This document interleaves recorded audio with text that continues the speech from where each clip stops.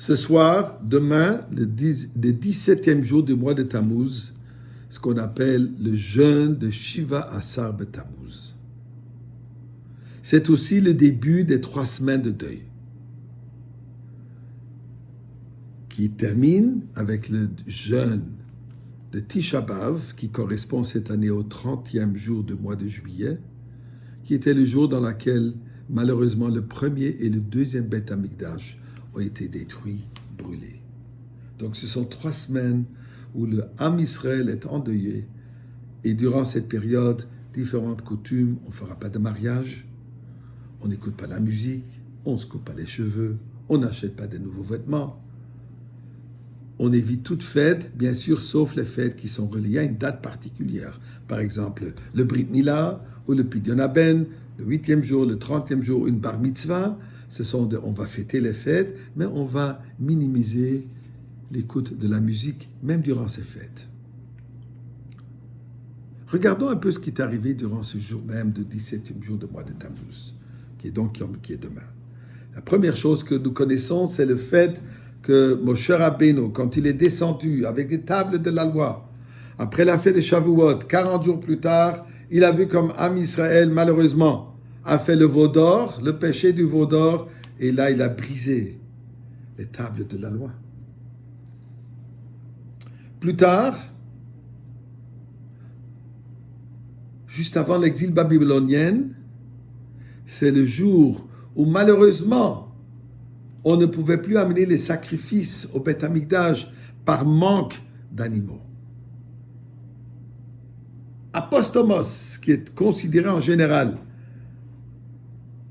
vu par historiens, il y a discussion là-dessus qui il était, mais en général, on le voit comme un général dans l'armée romaine. Ce jour, il a brûlé la Torah. Et ce jour, il a placé dans le Beth Amikdash une idole. Rahman al-Etzlan.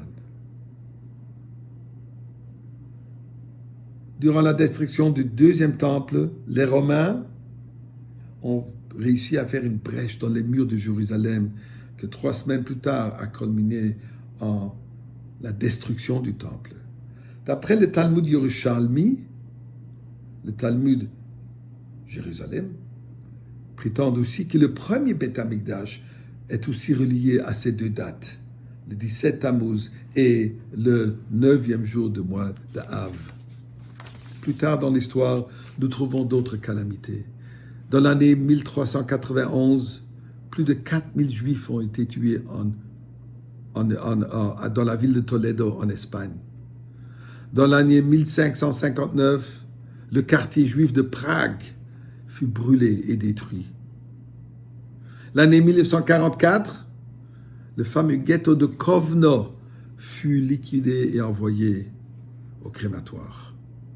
Pour ceux qui se souviennent, il y avait un pays qui s'appelait la Libye. Le jour de 17 Tammuz, c'est là où il a décidé de confisquer toute propriété juive. Mais ce que nous trouvons d'intéressant, de flagrant, à la fin du déluge de Noé, la première fois que Noé a envoyé le pigeon pour voir si la terre est déjà sèche, c'était le 17e jour de Tammuz. Donc, lumière au bout du tunnel. Et ceci est très intéressant. Le chiffre 17 correspond au mot hébreu tov, tov qui veut dire bien. Donc en réalité, dans ce 17 que nous avons cité plusieurs de ces calamités, en réalité, il y a un bien voilé. Et c'est à nous de le dévoiler. Tel que Noé a envoyé l'oiseau pour voir est-ce que le déluge a terminé, et on voit déjà la lumière, on voit le nouveau monde. De la même manière, nous, 17e jour de Tammuz, nous devons aller chercher le bien qui est là-dedans pour mériter le nouveau monde. Et je m'explique. Le Talmud de nous dire que la raison de la destruction des temples, du 2e temple en particulier, était sinat chinam, une haine gratuite. Il y avait un manque d'Avat Israël. Donc, c'est clair, le remède pour le problème, il faut aller à la source. Donc, nous devons nous fortifier, nous améliorer dans Avat Israël, aimer son prochain, faire d'actes de bonté et de gentillesse Et ceci va nous ramener au bien qui est caché dans la destruction, qui est quoi? La reconstruction.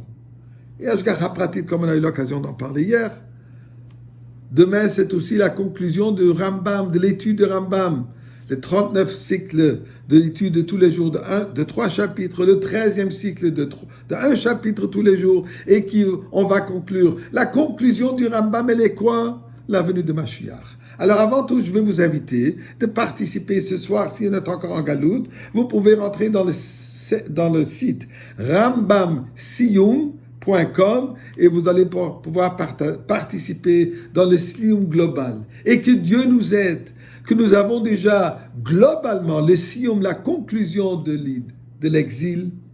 Comme Rambam nous dit, la conclusion de tout cela, c'est la venue de Mashiach, le dévoilement de Melech HaMashiach, et ensemble nous allons fêter et pas jeûner demain.